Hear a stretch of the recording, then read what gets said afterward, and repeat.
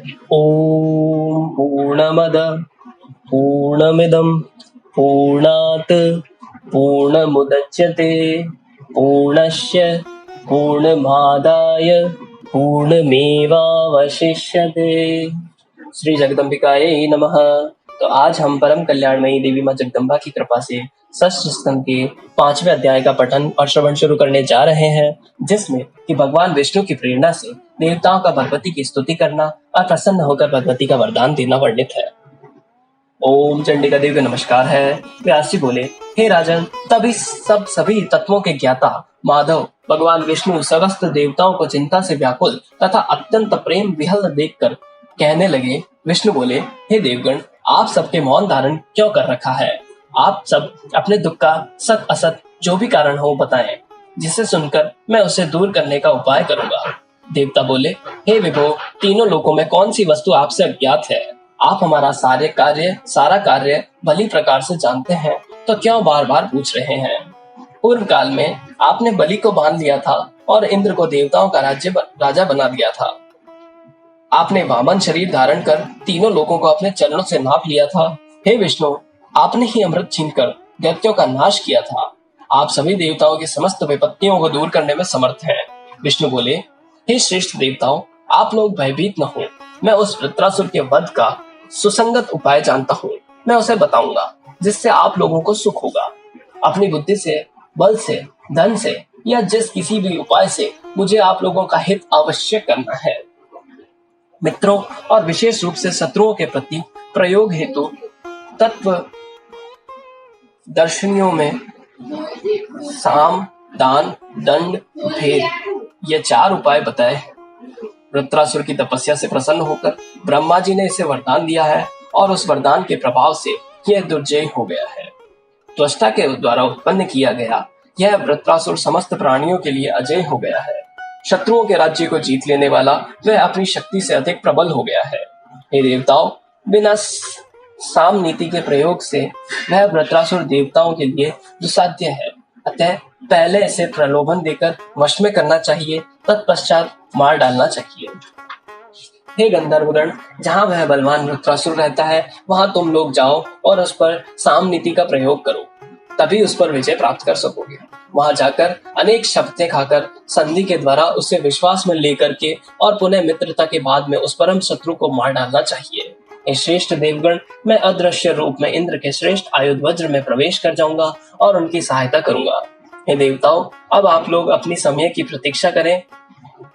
वृत्रासुर की आयु के क्षीण होने पर ही उसकी मृत्यु होगी, अन्य किसी भी प्रकार से नहीं। हे गंधर्वगण, तुम लोग वेश बदलकर ऋषियों के साथ उसके पास जाओ और वचनबद्धता पूर्वक इंद्र के साथ उसकी मित्रता करा दो। जिस प्रकार से उसका विश्वास दृढ़ हो जाए, वैसा ही आप सबको करना चाहिए। मैं सुदृढ़ तथा आवरण युक्त वज्र में गुप्त रूप से प्रवेश कर जाऊंगा। जब वृत्रासुर को पूर्ण विश्वास हो जाए, तभी इंद्र उस शत्रु का वध करेंगे। उसके वध का अन्य कोई उपाय नहीं है। वे इंद्र विश्वासघात करके ही मेरी सहायता से वज्र द्वारा पीछे से उस पापी को मार डालेंगे। इस दुष्ट शत्रु के साथ शठता करने में दोष नहीं है, अन्यथा वह बलवान वीर धर्म से नहीं मारा जा सकेगा। पूर्व काल में मैंने भी वामन रूप धारण करके बलि को वंचित किया था और मोहिनी रूप धारण कर सभी दैत्यों को छला था। हे देवताओं, अब आप सब लोग एक साथ देवी भगवती शिवा की शरण में जाएं और भाव पूर्वक स्तोत्रों और मंत्रों से उनकी स्तुति करें। वे भगवती योग माया आप लोगों की सहायता करेंगी। हम सभी उन सात्विकी, परा प्रकृति, सिद्धिदात्री, कामना स्वरूपिणी, भक्तों की कामना पूर्ण करने वाली और दुराचारियों के लिए दुर्लभ देवी की सदा वंदना करते हैं। इंद्र भी उनकी आराधना करके युद्ध में शत्रु को मार डालेंगे।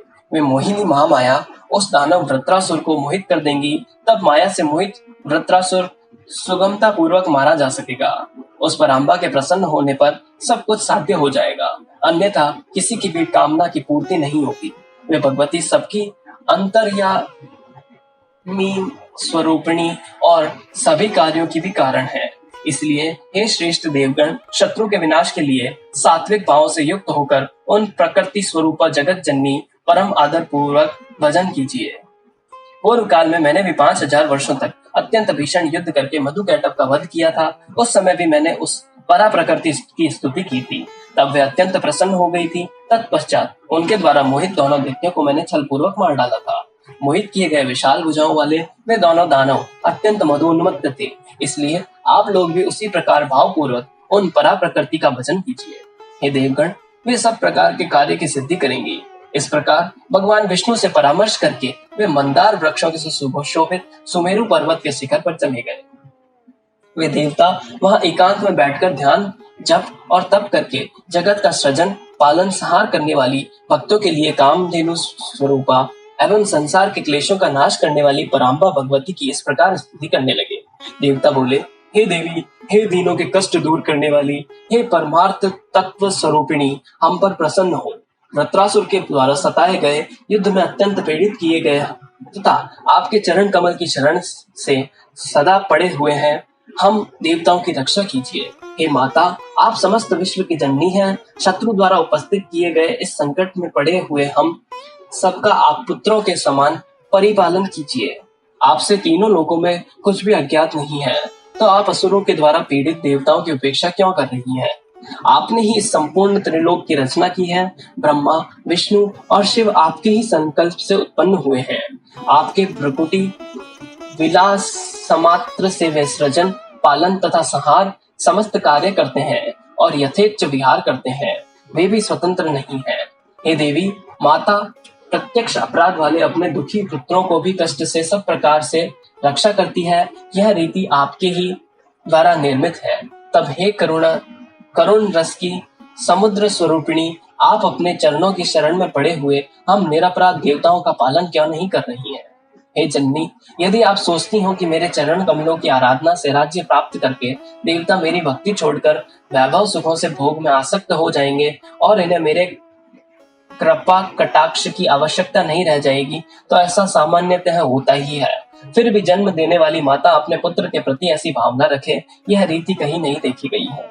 हे जननी, आपका भजन त्याग कर हम लोग भोग में निमग्न हैं। इसमें हमारे चित्त में अपना दोष नहीं प्रतीत होता, क्योंकि मोह की रचना आपने ही की है और हम लोगों को मोहित कर देता है। ऐसी परिस्थिति में हे करुणामय स्वभाव वाली, आप हम पर दया क्यों नहीं करती? हे जननी, पूर्व काल में आपने हम लोगों के कल्याणार्थ सभी के भयकारी महिष रूप धारण करने वाले बलवान दैत्यराज का वध किया था। हे माता, भय प्रदान करने वाले वृत्रासुर भी वध आप क्यों नहीं करती? शुंभ और उसके बलवान भाई निशुंभ, उन दोनों भाइयों को आपने मार डाला था और उनके अनुचरों को भी वध कर दिया था। इसी प्रकार हे दया से आर्द्र हृदय वाली, अत्यंत बलशाली, उन्मत्त तथा दुष्ट वृत्रासुर को भी मार डालिए।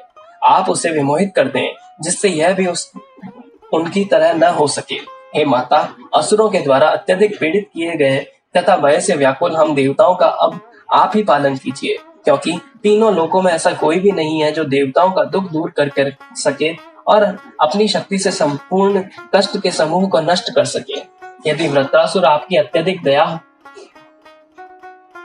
हो तो भी आप हम लोगों के लिए संताप कारक इस दुष्ट को शीघ्र ही मार डालिए।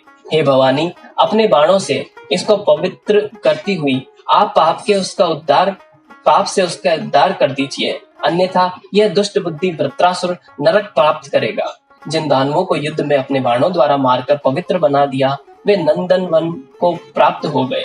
हे दयाद्र स्वभाव वाली, क्या आपने नरक में गिरने के भय से उन शत्रुओं की रक्षा नहीं की?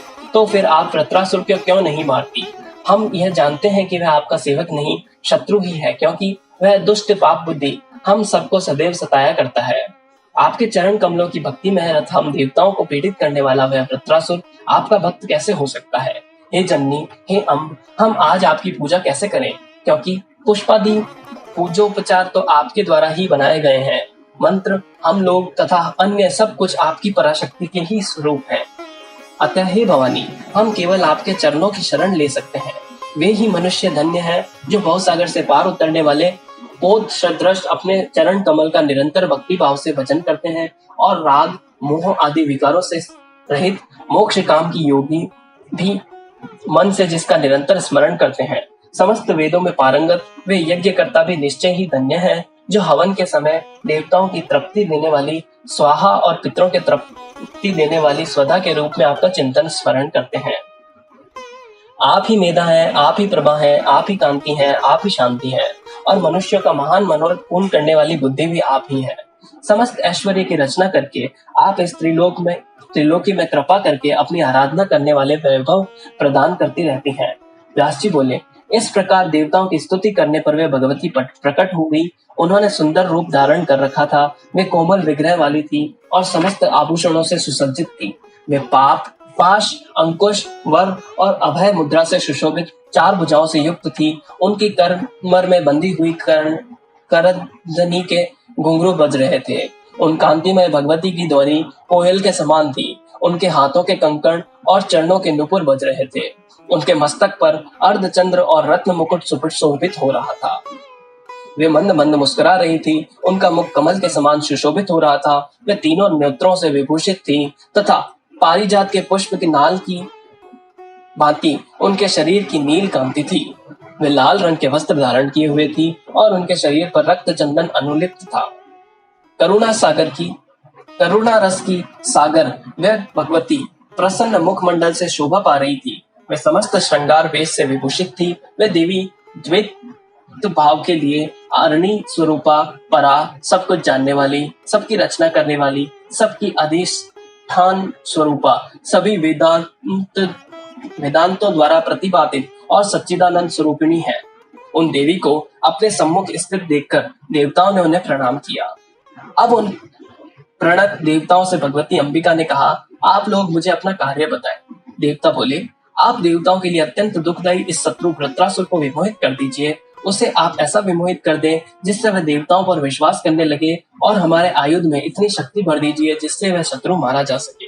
व्यास जी बोले, तब तथास्तु ऐसा कहकर भगवती वहीं अंतर्धान हो गई और देवता भी प्रसन्न होकर अपने अपने भवनों को चले गए। इस प्रकार 18,000 श्लोकों वाली श्रीमद् देवी भागवत महापुराण संहिता के अंतर्गत षष्ठ स्कंद का देवी की समाराधना के लिए देवताओं द्वारा की गई स्तुति का वर्णन नामक 5वां अध्याय ओम तत्सत